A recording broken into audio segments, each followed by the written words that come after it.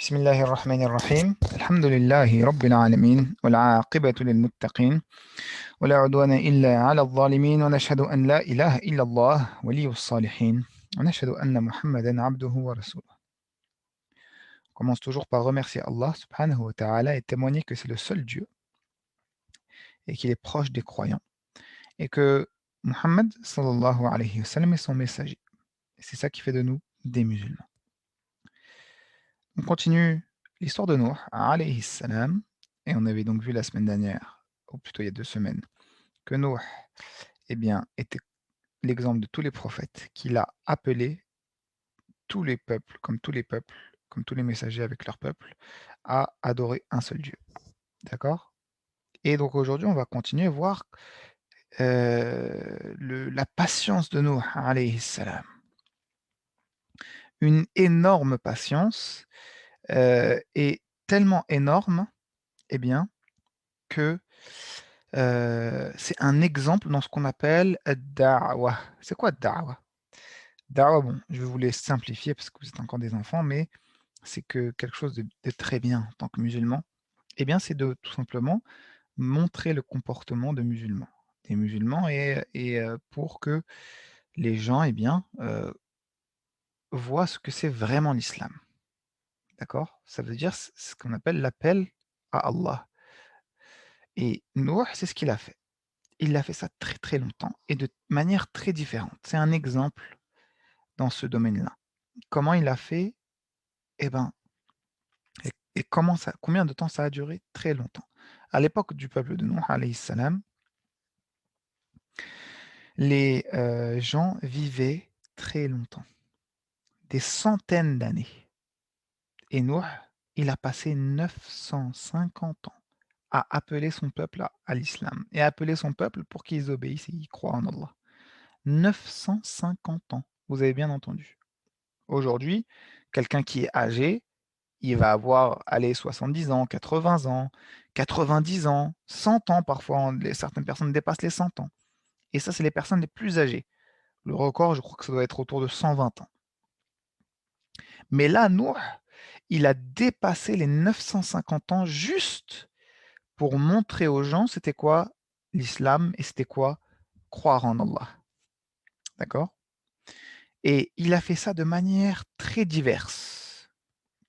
Qu'est-ce que ça veut dire? Allah nous le dit dans sourate Nuh, justement, dans la sourate de Noé. Ba'da a'udhu billahi minash shaitanir rajim. Et ça, c'est important aussi parce que tout ce que je vous dis sur les histoires des prophètes, ça vient pas de ma tête, hein. C'est important. C'est pas moi, j'invente rien du tout. Ça vient soit du Coran, soit, eh bien, des paroles du prophète Mohammed sallallahu alayhi wa sallam qui nous a raconté ces histoires. D'accord? Et là, il y a une sourate juste sur l'histoire de Noé. Et c'est quoi cette sourate? Et c'est qu'est-ce qu'Allah nous dit dans cette sourate? Il nous dit Bismillahir Rahmanir Rahim. Inna arsalna Nuhan ila qawmihi an anzir qawmaka min qabli an ya'tiyahum adhabun alim. Ce qui signifie nous avons envoyé Noé vers son peuple. Pourquoi faire? Allah a dit à Noé, avertis ton peuple avant que leur vienne un châtiment, c'est-à-dire avant qu'Allah il soit en colère contre eux. Qala ya qawmi inni lakum nadhirun mubin. Et là, Noé, il a dit à son peuple, ô mon peuple, je suis vraiment pour vous un avertisseur clair, c'est-à-dire quelqu'un qui vient les prévenir avant que Allah il se mette en colère. Et on avait vu pourquoi Allah il allait se mettre en colère contre eux, parce qu'ils ont adoré les idoles, d'accord, qu'ils ont adoré des statues et qu'ils ont dit que ces statues c'est des dieux, alors que c'est faux bien sûr. Et donc qu'est-ce qu'il a dit Nuh? An ya'budu Allah wattaquhu wa ati'un. Adorez Allah, craignez-le, obéissez-lui et obéissez-moi. Obéissez-moi concernant Allah. Vous voyez, Nuh, il n'a pas demandé d'argent, il n'a pas demandé des maisons, il n'a pas demandé à l'époque, c'est pas des voitures, mais des animaux, des chameaux, des vaches, des chevaux. Il n'a pas demandé à être le roi, il a rien demandé de tout ça. Il a dit une chose, croyez en Allah. C'est tout ce que je vous demande, parce que c'est là où vous allez réussir. Et c'est quoi la récompense? يغفر لكم من ذنوبكم ويؤخركم إلى أجل مسمى إن أجل الله إذا جاء لا يؤخر لو كنتم تعلمون. Pour qu'il vous pardonne vos péchés. Allah vous pardonne si vous lui obéissez, même si vous avez avant adoré les statues. C'est pas grave. Tant que vous demandez pardon à Allah et que vous redevenez musulman. Et qu'il vous donne un délai jusqu'à un terme fixé. C'est-à-dire qu'après, quand vous, ça va être la fin de votre vie, ben comme ça, dans l'au-delà, ce sera facile.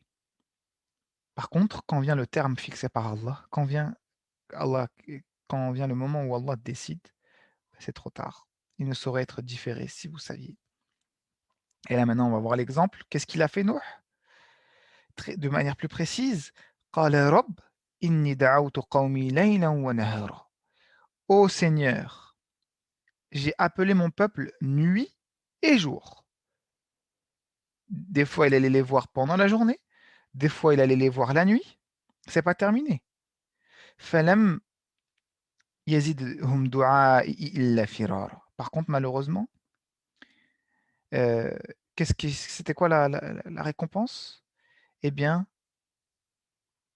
il dit, et à chaque fois que je les ai mais mon appel n'a fait que croître leur fuite. À chaque fois que je venais leur parler d'Allah, ils fuyaient. Donc il a changé de stratégie.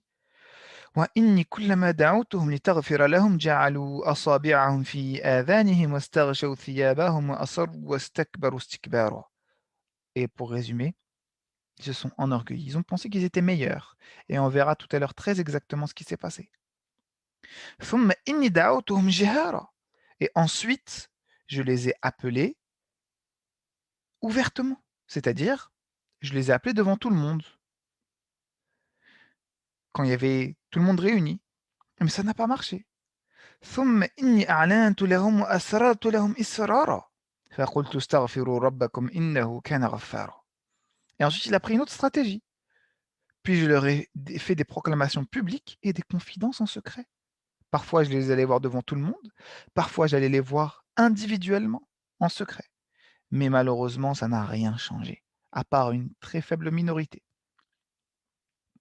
Et surtout, il leur a pas dit, «Ah ben si vous croyez pas, vous allez en enfer, vous serez des méchants, vous» non, il leur a dit des choses très, très justes et très gentilles. Il leur a dit qu'est-ce qu'il leur a dit? Il leur a dit: «ثم» non, فقلت استغفروا ربكم إنه كان غفارا. Je leur ai dit: «Mais demandez pardon à Allah. Allah, il va vous pardonner et non seulement il va vous pardonner, mais écoutez bien, يرسل السماء عليكم مدرارا». ويمددكم بأموال وبنين ويجعل لكم جنات ويجعل لكم أنهارا ما لكم لا ترجون لله وقارا. Et si jamais vous demandez pardon à Allah, il vous pardonne. Mais en plus, Allah il vous donnera dans l'au-delà, le paradis, il vous pardonnera. Mais dans ce bas monde, qu'est-ce qu'il va vous donner? Eh bien, pour qu'il envoie du ciel des pluies abondantes. Il va vous envoyer la pluie. Et en France, on ne se rend pas compte. Mais la pluie, c'est un bien très précieux. Il y a beaucoup de pays du monde qui aimeraient qu'il pleuve chez eux.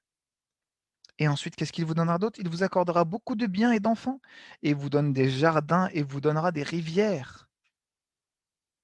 Si tu obéis à Allah, Allah te donnera ce que tu veux. Bien sûr, il te donnera ce que tu veux. Et si il ne te donne pas ou tu ne vois pas, alors il faut que tu fasses encore plus de bonnes actions et que tu patientes. Tôt ou tard, Allah te donnera. Et si c'est pas dans ce bas monde, tu auras un paradis plus large que le ciel et la terre. Et puis il les a rappelés à l'ordre en leur disant: «Mais pourquoi vous n'adorez pas Allah? Alors qu'il vous a créé? N'avez-vous pas vu le ciel? N'avez-vous pas vu la terre? Et cetera, et cetera». Et là, la leçon à tirer, c'est comment Noé s'y est pris.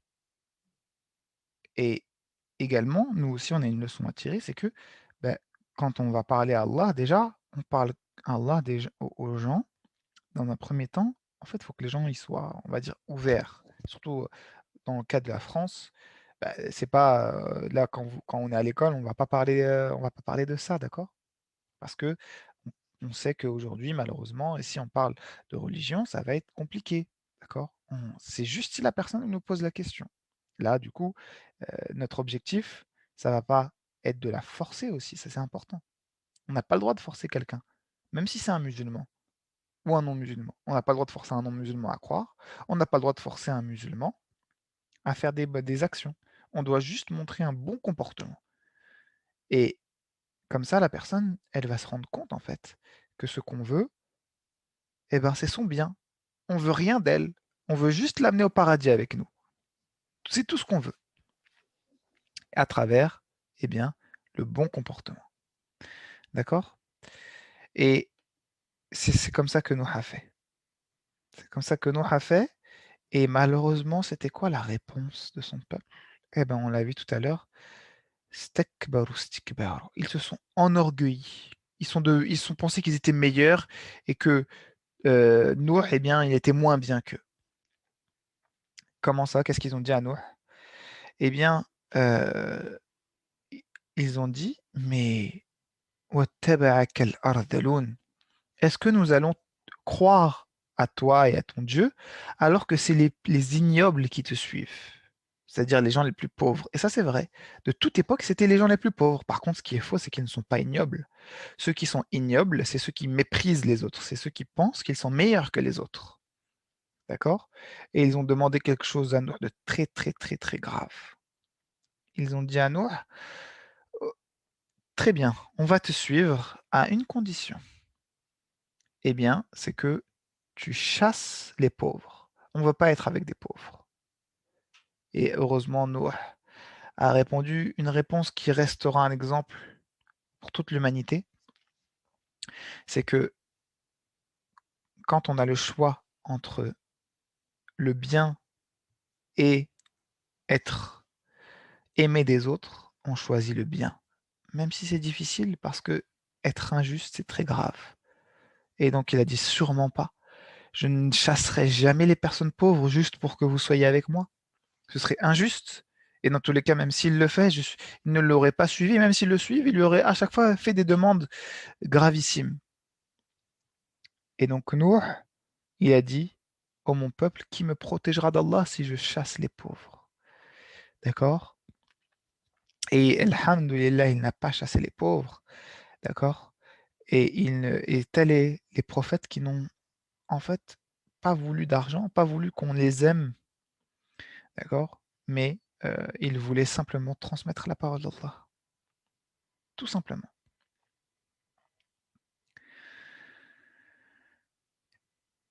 Et donc, c'est comme ça que Noah a patienté de longs siècles, des siècles et des siècles.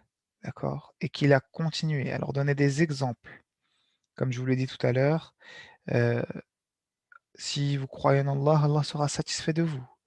Si vous croyez regardez le ciel autour de vous. Ne connaissez-vous pas Allah?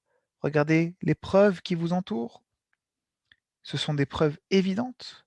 Et là, le plus simple, c'est, encore une fois, ce qu'Allah nous dit dans le Coran, quand il leur a dit ألم تروا كيف خلق الله سبع سماوات طباقا وجعل القمر فيهن نورا وجعل الشمس سراجا والله أنبتكم من الأرض نباتا ثم يعيدكم فيها ويخرجكم إخراجا والله جعل لكم الأرض بساطا لتسلكوا منها سبلا فجاجا. Qu'est-ce que ça veut dire tout cela? Eh bien, dans le sens du verset, il leur a dit, n'avez-vous pas vu comment Allah a créé sept cieux? Et il y a fait de la lune une lumière et du soleil une lampe, et c'est Allah qui de la terre vous a fait croître comme des plantes. Puis il vous fera y retourner et vous en fera sortir véritablement. Et c'est Allah qui vous a fait de la terre un tapis pour que vous acheminiez par ces voies spacieuses. Et donc Allah subhanahu wa ta'ala, eh bien, pardon, Nuh alayhi salam, il a donné des tas d'exemples. Il leur a dit, mais regardez la lune, vous pensez qu'elle est venue comme ça? Vous pensez que c'est le hasard, comme par hasard, il y a une lampe dans le ciel, ou plutôt une lumière, ou que le soleil, comme par hasard, il y a une lampe, et comme par hasard, Allah subhanahu wa ta'ala, ou plutôt, il leur a pas dit Allah, en tout cas, il leur a dit, vous pensez que c'est venu tout seul, que la nuit et le jour alternent pour qu'on puisse dormir, pour qu'on puisse ensuite en journée travailler ou faire autre chose? Vous pensez que c'est au hasard que, eh bien, la terre est plate pour qu'on puisse marcher? Imaginez un instant que toute la vie, ce soit dans le noir Ça aurait été quelque chose de très difficile, ou à l'opposé. Imaginez que toute la vie, il n'y ait pas de nuit. Ce serait impossible. Imaginez qu'il n'y ait que des montagnes, qu'on n'ait pas de terre plate. Tout ça, ça nous montre que il ne peut y avoir qu'un créateur, c'est Allah Azza wa Jal. Il y a forcément ce créateur qui a fait tout ça pour vous, et ce créateur vous dit de croire en lui, de lui obéir. Parce que si vous ne croyez pas en lui, si vous ne lui obéissez pas, il va vous arriver des choses dans ce bas monde déjà avant l'au-delà. Car c'est pour votre bien. Allah, il sait tout. Il vous demande des choses simples et il vous demande pas de donner de votre richesse, il vous demande pas de donner de vos biens, de vos enfants, de ce qui vous appartient. Il vous demande juste de croire en lui et d'avoir des bons comportements et de faire le bien. Mais malheureusement, encore une fois, ils se sont enorgueillis et ils ont désobéi à Noah. Et on verra que même la plus longue des patiences, eh bien, n'est pas infinie. Et que Noah, eh bien, malgré 950 années, a fini par, eh bien, être arrivé à la fin contre eux de sa patience, et on verra ce qui s'est passé, ce qui se passera la semaine prochaine. Bi'idhnillahi tabaraka wa ta'ala. Je t'écoute. Quand vous avez dit que Allah il va nous donner ce qu'on veut, Oui. et bah c'est réparé ça veut dire on va prendre l'exemple sur le prophète Nour. Excuse-moi, répète ta question, Jiggy. En fait, quand on fait des bonnes choses et tout, Oui. ça veut dire on va prendre le même exemple que le prophète Mohammed, le prophète Nour. Oui, voilà, on prend l'exemple de tous les prophètes, que ce soit le prophète Nour, que ce soit le prophète, comment il s'appelle, notre prophète Mohammed alayhi salatu wassalam, quel que soit le prophète, eh bien, on prend l'exemple des prophètes pour faire le bien. D'accord? Ok.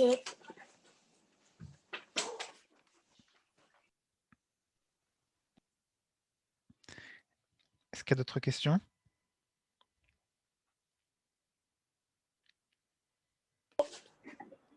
Salam alaikum. Wa alaykoum assalam. Aussi, c'est un peu, ça parle pas des histoires des prophètes, mais quand ce sera la fin du monde, quand on ira au paradis ou en enfer, Oui. ben, Allah, il va savoir notre futur ou après ce sera... Bien sûr, Allah, il sait déjà tout, d'accord? Allah, il sait déjà tout. Et puis, on parlera de ça quand vous serez un peu plus grand sur les différentes étapes, d'accord? D'accord. Et si vous avez d'autres questions, il nous reste encore un peu de temps, même si c'est pas en rapport avec l'histoire des prophètes.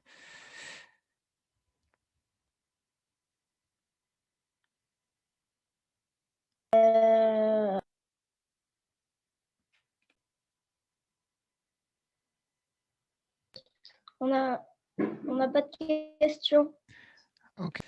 Si vous n'avez pas de questions, alors je demande à Allah subhanahu wa ta'ala qu'il accepte nos maigres efforts et qu'il nous accorde sa bénédiction et sa protection, qu'il nous augmente en savoir utile particulièrement. Et je vous dis à la semaine prochaine, bi'idhnillahi subhanahu wa ta'ala. Sallallahu wa sallam wa barik ala sayyidina wa habibina Muhammad. وآخر دعوانا أن الحمد لله رب العالمين والسلام عليكم ورحمة الله وبركاته. Salam alaikum. وعليكم السلام. Salam alaikum. وعليكم السلام. Assalamu alaikum. وعليكم السلام.